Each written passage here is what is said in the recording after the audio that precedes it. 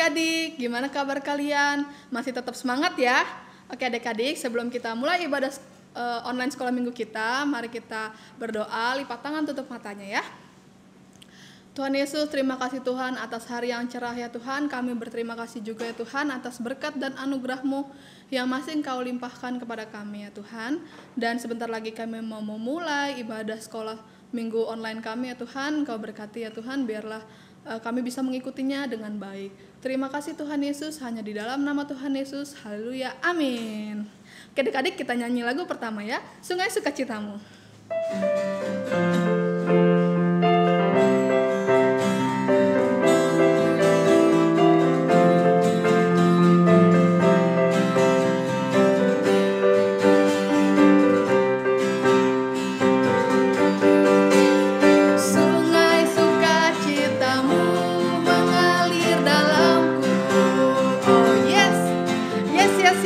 Anggur sukacitamu melimpah dalamku.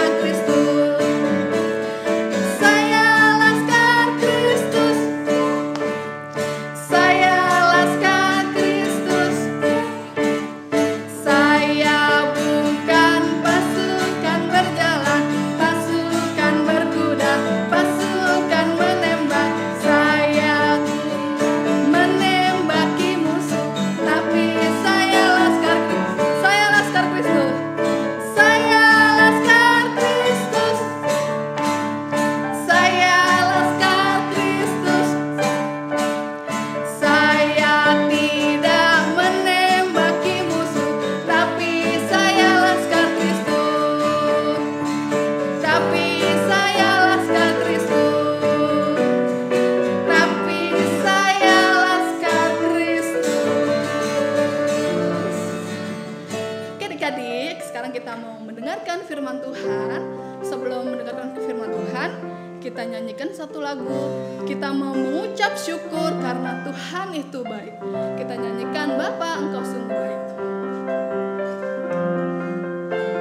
Adik-adik semuanya lipat tangan, tutup mata. Semuanya serius.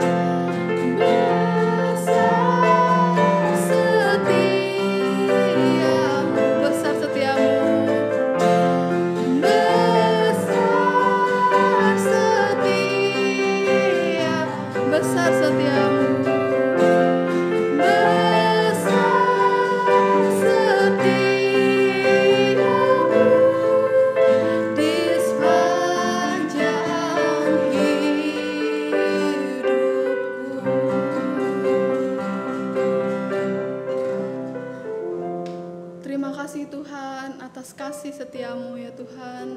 Terima kasih atas penyertaan-Mu Tuhan di dalam hidup kami. Kami sangat bersyukur memiliki Tuhan seperti-Mu. Sebentar lagi kami mau mendengarkan firman-Mu. Engkau berkati, biarlah firman-Mu dapat kami lakukan dalam kehidupan kami sehari-hari. Terima kasih Tuhan Yesus, hanya di dalam nama Tuhan Yesus kami mengucap syukur. Haleluya, amin. Shalom adik-adik, apa kabarnya? Kakak harap kita semua tetap sehat dan dalam lindungan Tuhan ya. Nah, sekarang kita mau mendengarkan firman Tuhan. Sebelum kita mendengarkan firman Tuhan, yuk semuanya kita bersatu dalam doa. Tuhan Yesus, terima kasih Tuhan, pada minggu hari ini Tuhan kami boleh kembali beribadah online ya Tuhan. Terima kasih atas kesehatan yang sudah Engkau berikan kepada kami ya Tuhan. Sebentar lagi kami akan mendengarkan firman-Mu. Kami berdoa biar Engkau yang menyertai kami ya Tuhan, agar kami bisa mendengarkan dengan baik ya Tuhan. Terima kasih ya Tuhan Yesus. Hanya di dalam nama Tuhan Yesus kami berdoa. Amin. Nah adik-adik, sekarang kakak mau cerita tentang satu orang nabi yang luar biasa banget. Nah nabi ini dia itu dipilih oleh Tuhan untuk melakukan mujizat-mujizat yang luar biasa deh. Kalian pasti udah kenal. Namanya Bapak Musa. Nah, pasti adik-adik udah hafal kan ceritanya sama cerita tentang Bapak Musa ini. Tapi kalian inget gak gimana ceritanya pas dia awal-awal dipilih sama Tuhan? Nah, kalau gitu, mari kita lihat ya. Kita lihat ini di gambar pertama nih, ada tulisannya Musa adalah anak orang Israel, tetapi dia hidup di istana Mesir. Jadi kalau adik-adik ingat ya, dulu mamanya itu ketakutan karena waktu itu lagi ada pembunuhan bayi-bayi laki-laki di Israel. Nah, karena itu si bayi Musa kita bisa lihat di sini kan di gambar yang pertama ini, bayi Musanya ditemuin sama anaknya Firaun di saat itu. Nah, akhirnya dia diselamatkan dan dia jadi orang besar lah di Mesir itu. Nah, terus kita lihat di gambar kedua nih. Waktu itu orang-orang Israel menderita karena kerja paksa di Mesir. Jadi ya kita lihat di sini ya, orang-orang Israel itu mereka diperbudak sama orang-orang Mesir. Merekanya dicambukin, mereka disuruh bangun bangunan yang luar biasa lah untuk Firaun di saat itu. Nah, kita lihat nih di gambar yang ketiga. Ini banyak gambarnya loh adik-adik, jadi kalian harus perhatikan dengan baik-baik, kalau enggak nanti gambarnya ketinggalan. Nah, kita lihat di gambar ketiga. Nah, waktu itu Musa ngelihat ada orang Mesir yang lagi mencambuk tuh ya, lagi mencambuk satu orang Israel, satu budak Israel. Nah, di sini tulisannya, karena membela orang Israel dan membunuh orang Mesir, Musa melarikan diri ke Midian. Nah, jadi kita lihat ya adik-adik ya, Musanya itu marah karena waktu itu orang Mesirnya mencambuk si orang Israelnya itu sampai benar-benar wah udah nggak berdaya banget lah orang Israelnya itu ya. Musanya marah, akhirnya apa yang dia lakukan? Dia membunuh orang Mesirnya yang mencambuk orang Israel tadi itu. Tapi karena dia tahu, wah saya udah membunuh orang nih, wah gimana ya, nanti saya dihukum. Akhirnya makanya dia kabur ke Midian. Nah di Midian itu Musa tinggal cukup lama di Midian itu ya. Dia sampai menikah, dia bisa sampai punya anak, dan di sana dia menggembalakan kambing domba. Nah kita lihat nih di gambar ini nih, ada tulisannya, kemudian Pak Musa sedang menggembalakan kambing domba di Gunung Horeb. Nah mungkin domba-dombanya lumayan banyak kali ya adik-adik ya, kambing domba dia gembalain. Ya mirip-mirip sama kisahnya Daud lah. Mereka itu orang Israel itu sering banget menggembalakan kambing domba di zamannya. Nah kita lihat si Pak Musanya bahkan udah tua di sini. Nah tapi suatu hari dia sedang menggembalakan kambing domba, tiba-tiba dia lihat di kejauhan ada semak yang terbakar. Nah dia bingung kan, dia liatin, akhirnya dia deketin. Dah kita bisa lihat di gambar ini nih, semak duri itu dipenuhi oleh nyala api, tapi semak duri itu tidak terbakar. Nah bingung kan, biasanya kan kalau ada api kan biasanya kan angus kan ya. Nah ini sama sekali nggak angus. Kita lihat semak durinya itu bahkan masih ada daun-daunnya loh adik-adik. Jadi sama sekali nggak hangus. Nah tiba-tiba ada suara Tuhan.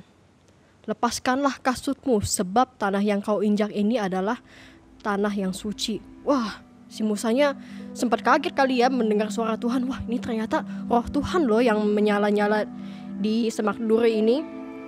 Nah, akhirnya setelah dia melepaskan kasut itu sepatu ya, setelah dia melepaskan kasutnya itu, nah akhirnya Tuhan ngomong ini di gambar berikutnya. Tuhan memerintahkan kepada Pak Musa agar membebaskan orang Israel keluar dari Mesir.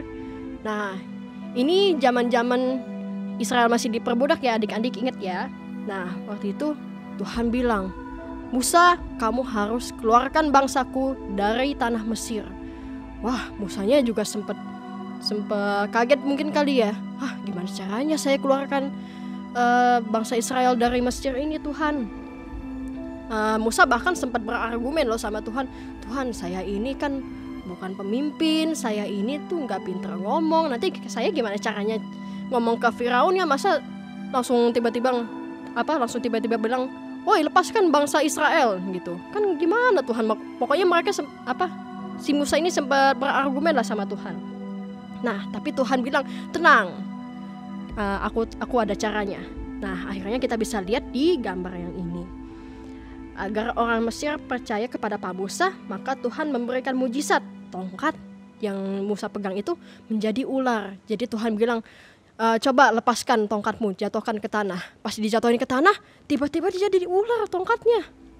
Nah, si Musanya sempat terkejut juga. Wah, kok bisa jadi ular ini tongkat ini? Nah, terus Tuhan bilang lagi, nah sekarang kamu pegang buntutnya si ular itu. Akhirnya si Musa pegang dan jadi tongkat lagi. Nah, tapi meskipun Tuhan udah kasih mujizat gitu, Musanya tetap ragu. Aduh Tuhan, tapi meskipun gini kan saya tetap gak pinter ngomong Tuhan. Saya ini, kalau ngomong tuh gak jelas deh pokoknya Tuhan. Nah tuh ya kita bisa lihat di gambar yang ini nih. Pak Musa berkata bahwa dia tidak pandai bicara. Dianya ya mungkin merasa ragu-ragu gitu ya. Gimana caranya ya? Akhirnya tapi Tuhan bilang apa? Nah, kita bisa lihat di gambar ini, Tuhan berkata akan menyertai lidah Pak Musa sehingga tahu apa yang akan dikatakan. Jadi Tuhan berjanji sama Musa, gak apa-apa, aku tahu kok kamu gak pintar berbicara, tapi aku akan menyertai kamu. Aku akan berjalan bersama-sama dengan kamu. Nah, tapi Musanya masih sedikit ragu di sini. Oh iya ya Tuhan ya, tapi gimana ya Tuhan ya, pokoknya masih ragu-ragu. Akhirnya apa yang terjadi? Kita lihat di gambar berikutnya. Akhirnya Tuhan memerintahkan agar Pak Musa mengajak satu orang lagi namanya Pak Harun untuk pergi bersama dengan Musa. Nah, Pak Harun ini ya adalah kakaknya si Bapak Musa. Akhirnya Tuhan perintahkan, yaudah kamu panggil kakakmu deh, kakakmu yang namanya Harun itu. Nanti kalian berdua yang akan ngomong sama Firaun yang di Mesir. Nah, akhirnya setelah Tuhan bilang gitu, Musanya baru, oh ya udah deh Tuhan, saya akan pergi ke Mesir. Saya akan memerintahkan kepada Firaun untuk melepaskan bangsa Israel dari genggaman tangan bangsa Mesir itu. Nah, kita bisa lihat di gambar yang terakhir nih. Akhirnya Pak Musa dan Pak Harun berangkat pergi ke Mesir. Dan mungkin kisah-kisah selanjutnya kalian udah tahu ya adik-adik ya, gimana Bapak Musa itu mengadakan mujizat-mujizat. Kalian mungkin masih ingat 10 tulah yang Tuhan perintahkan. Dan akhirnya Musa pun membimbing bangsa Israel keluar dari Mesir. Dan mereka berjalan ke tanah perjanjian selama 40 tahun. Jadi kalian ingat ya, Bapak Musa ini padahal gak pintar bicara. Bapak Musa ini dia itu gak pede lah untuk menjadi pemimpinnya bangsa Israel. Dia itu pemimpin pertama bangsa Israel setelah keluar dari Mesir loh. Tapi apa yang terjadi? Tuhan selalu berjalan beserta dengan Musa. Bahkan Ya meskipun bangsa Israelnya sempet sih bikin Tuhannya kesel, bikin Tuhannya bete gitu. Sampai Tuhan pernah sekali bilang, udahlah aku gak mau menyertai bangsa Israel lagi lah gitu, kurang lebih kasarnya ya. Sampai Tuhan tuh sampai Musa tuh mohon loh ke Tuhan, kalau tanpa engkau kami gak bakal berjalan lagi gitu. Jadi Musa tuh sadar bahwa dia itu perlu banget sama yang namanya pimpinan Tuhan. Musa itu sadar dia butuh banget yang namanya hikmat dari Tuhan, bimbingan dari Tuhan, sampai akhirnya bangsa Israel sampai ke tanah Kanaan. Nah, jadi adik-adik, di sini kita belajar kalau kita harus benar-benar terus mengandalkan Tuhan juga. Kita harus belajar untuk selalu berjalan bersama dengan Tuhan Yesus melalui apapun dan apapun yang kalian sedang hadapi, atau mungkin kalian sedang mengalami hal-hal atau hari-hari yang berat. Tetap ingat ada Tuhan Yesus yang selalu berjalan sama kalian, oke? Nah, sekarang kita mau buka ayat hafalan ya adik-adik ya. Ayo siapkan Alkitabnya. Kita buka Alkitab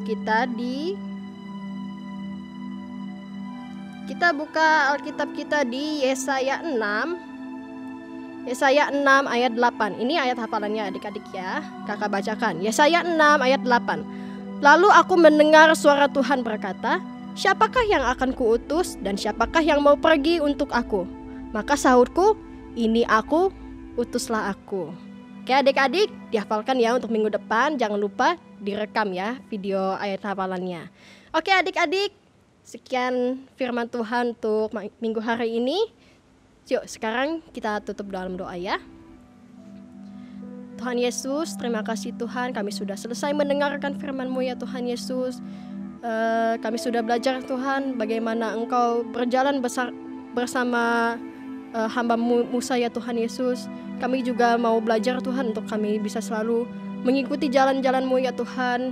Ajar kami agar kami bisa selalu mengandalkan Engkau ya Tuhan, agar kami bisa selalu berjalan bersama-Mu ya Tuhan melalui apapun yang kami hadapi ya Tuhan. Biar Engkau yang berserta kami selalu ya Tuhan.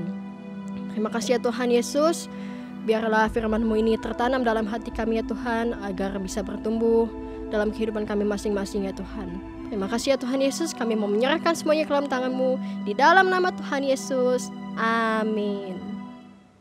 Oke adik-adik, kita udah mendengarkan firman Tuhan dan sekarang kita mau berdoa ya. Lipat tangannya, tutup mata, kita berdoa. Tuhan Yesus, terima kasih Tuhan atas firman-Mu hari ini Tuhan.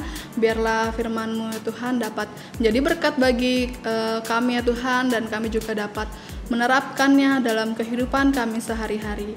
Terima kasih Tuhan, Kau berkati kehidupan kami, Kau berkati sekolah kami, berkati orang tua kami, dan Kau berkati keseharian kami ya Tuhan. Kami mau menyerahkan seluruh kehidupan kami ke dalam tangan-Mu. Terima kasih Tuhan Yesus, kami mengucap syukur hanya di dalam nama Tuhan Yesus. Kami berdoa, haleluya, amin. Tuhan Yesus memberkati.